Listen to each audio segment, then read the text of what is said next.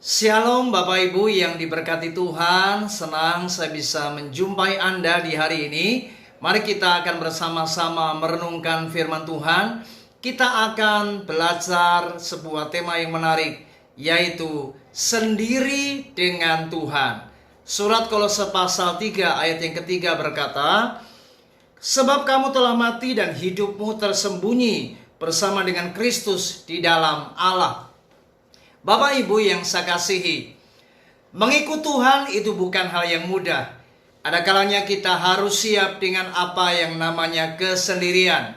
Di dalam dunia pelayanan, seorang yang bernama Oswald Chambers pernah berkata, seorang pelayan Tuhan harus berani menghadapi apa yang namanya kesendirian tanpa ia harus merasa sendirian. Saudara, memang pada awal kita mengikut Tuhan, semuanya tampaknya aman dan nyaman. Tapi berjalannya waktu, kekecewaan demi kekecewaan mulai datang. Dan orang-orang yang pada awalnya mereka bagaikan terang dalam hidup kita, terang itu lama-kelamaan akan meredup. Orang-orang yang pada awalnya berpihak kepada hidup kita, lama-kelamaan mereka mulai berpaling dan meninggalkan kita. Saudara, inilah kehidupan. Kita harus siap menghadapi fakta dan kita harus siap dengan apa yang namanya yaitu menyesuaikan diri dengan keadaan yang terjadi. Oleh sebab itu, Rasul Paulus bukanlah orang yang ketika ia menghadapi berbagai macam perubahan, tantangan, halang rintangan yang ia hadapi, ia menjadi orang-orang yang kemudian tawar hati dan merasa putus asa. Paulus adalah orang yang tetap membangun imannya di dalam terang Kristus. Ia tidak membangun iman di dalam terang yang hanya bersifat sementara. Terang itu akan redup. Tetapi kalau kita hidup di dalam iman, di dalam terang Kristus, maka kita akan tetap merasa kuat.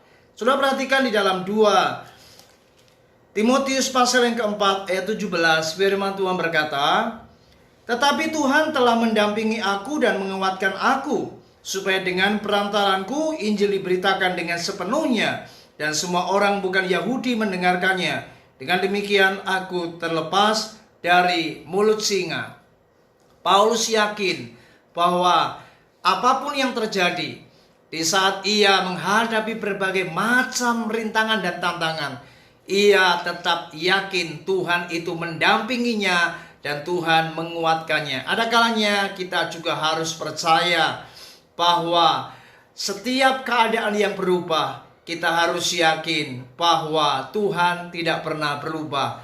Ketika orang-orang meninggalkan kita, namun Yesus tidak meninggalkan kita. Itulah sebabnya ada saatnya kita memang harus belajar untuk masuk di dalam sebuah keadaan yang berbeda, di mana hanya tinggal kita dengan Tuhan.